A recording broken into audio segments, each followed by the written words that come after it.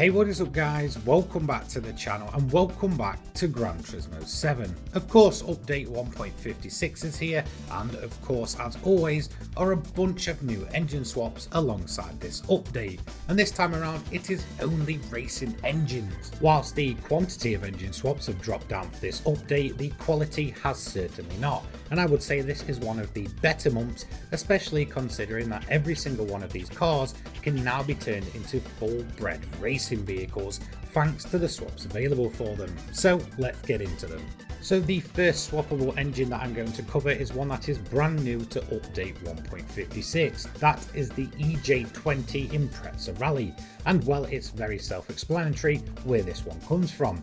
Of course, it's from the Subaru Impreza Rally car, which came alongside the July 2024 update, and this for me is absolutely a major one. A very fast and versatile engine swap, this one. So let's have a look at the first of two vehicles this engine is swappable into. The first is the Subaru Impreza Coupe WRX Type R STI version 699, an absolute mouthful. The price for this one is 425,000 credits. Now in terms of this swap alone, it's not going to change much when it comes to the stats. A slight bump from 487.06 pp to 496.58. The max power does rise from 276 to 299, with a max torque of 48.0 and a weight to power ratio of 4.14. However, the EJ20 from the Impreza Rally is a much more tunable engine. It is much stronger overall and does have better race fuel consumption, meaning that this car and the next, which is the Impreza 22B STI 1998, can now go incredibly deep into races. Of course, this also gets the same engine swap. The bump, once again, relatively small, 513.82 to 517.36. We do see a drop in displacement here. Mine's going from 289 brake horsepower to 299, so only a 10 increase there. And again, we do see a max torque of 48.0 and a weight to power of 4.17. So certainly on the surface, it looks like this engine swap isn't doing much for both of these cars. However, that is certainly not true, and I'm going to explain exactly why when I give you my full rundown of both of these cars. So in the background, you are going to see two fully upgraded variants of both the cars featuring the EJ20 engine swap. And talking of the EJ20 from the Subaru Impreza Rally car, for me it's one of the strongest engines in the entirety of Gran Turismo 7. In fact, it is so good that it only takes a high RPM turbocharger to take it from 300 brake horsepower as standard to upwards of 700 plus brake horsepower. And when the Impreza Rally car first ever released, I built a grind car around 700 pp that was capable of 3-minute 50 lap times around Le Mans, which is just ridiculous. Now these two earlier Imprezas that you're seeing have always been very strong grinding cars. However, they've always just missed that little something called race fuel efficiency, and now thanks to the EJ20 they both have that, meaning these cars are even more tunable than they've ever been. So for me, this is one of the better additions that we've seen in a very long time.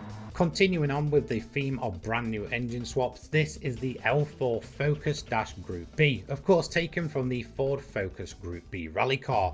And this one, well, once again a little bit like the Impreza, goes in two Ford vehicles. Now you can probably guess them, but the first is the Ford Escort RS Cosworth from 1992. As you can see, the engine swap will set you back 325,000 credits. The PP jump on this one, 482.45 to 599.41. The displacement does rise by around 6 cc. The weight will go down to 1,235 kilograms. Max power will jump to 538 brake horsepower, max torque to 59.1, and a weight to power ratio of 2.26. And once again, we're going to stick with the Cosworth theme because there's another Cosworth that this can get swapped into. A little bit different this time around though. This is the Ford Sierra era RS500 Cosworth from 1987. Now again, this is a completely different car though, an FR drivetrain in comparison to four-wheel drive, which we've seen with every single one of the other swaps so far. Now in terms of the jump here, 471.34 to 575.51. Displacement once again increases by 6cc. The weight does go down, this time to 1,167 kilograms. We do see a jump from 223 brake horsepower to 538, max torque of 59.1, and a weight to power ratio of 2.13. Now, what do I think of both of these then? Now, both of these blue oval cars might share the Cosworth nameplate, however, they are entirely different in the way that you should approach them to build them correctly. Now, of course, a little bit like the EJ20, both of these cars are going to receive a nice fair bump in horsepower as well as that race fuel consumption. And when it comes to both of these cars, I would say the one thing that they've been crying out for is that extra kick in power. They are relatively low overall horsepower cars, and for me this engine swap kind of solves that, and again with that race fuel consumption gives them the ability to be full-bred race cars with plenty of horsepower. It might not quite be on the level that we've seen with both of the Subarus, but certainly both of these are worthy engine swappable cars that can really handle the extra power they're given. So of course the Escort Cosworth is four-wheel drive, and that makes it a much easier car to tune. I would say you could probably go as far as just slapping the engine in and it will probably perform absolutely fine. However, the Sierra Cosworth on the other hand is a much more sensitive vehicle, being an FR drivetrain layout car. It really does need certain parameters to make it work correctly, and one of the biggest problems is the fact that the front bumper here sits incredibly low to the floor, so you really need to mess around with the ride height, and again with that added extra power and the body moving around with it, you really have to dial this one in properly. But once again, both of these cars are worthy of the swap. So the next engine swap on the list is a firm fan favourite. This is the Evo Final Group B rally car engine, of course taken from the Group B Evo 10. This is now swappable in probably the most surprising way ever into the Mazda Demio XD Touring 2015. One of the game's beginner vehicles gets a massive engine swap here. Now the PP rating will jump from 334.97 to 533.92.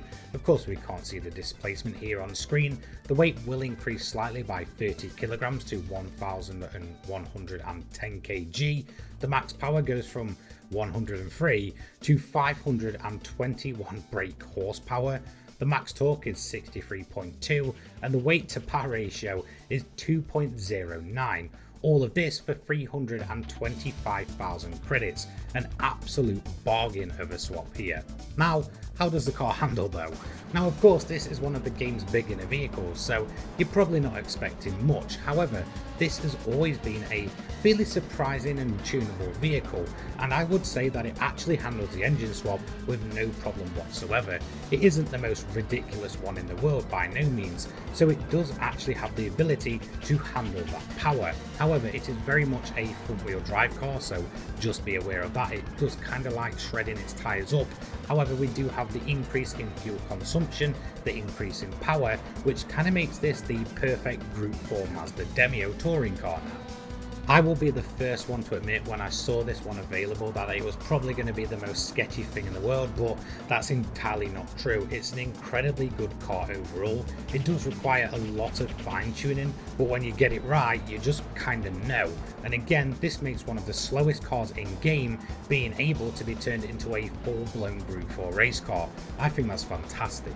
So the final engine swap of update 1.56 is the V8 Suzuki VGT Group 3, of course from the Suzuki VGT Group 3 race car. Now this time around it's an engine swap that we've not seen in a very long time, and it goes into the Suzuki Swift Sport from 2017, which is a car that is typically actually lending its engine elsewhere. However, it is getting an engine swap now for 325,000 credits. Now we see the PP rating climb from 435.05 to 572.06. Displacement will jump massively from 1371cc to 2680. We do see a weight increase to 1073 kilograms. However, the power will jump from 137 to 577, a max torque of 50.0 and a weight to power ratio of 1.82, which is pretty mind-bending to be honest.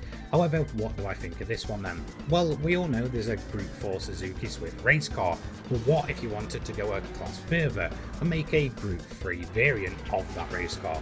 Well, here's your answer.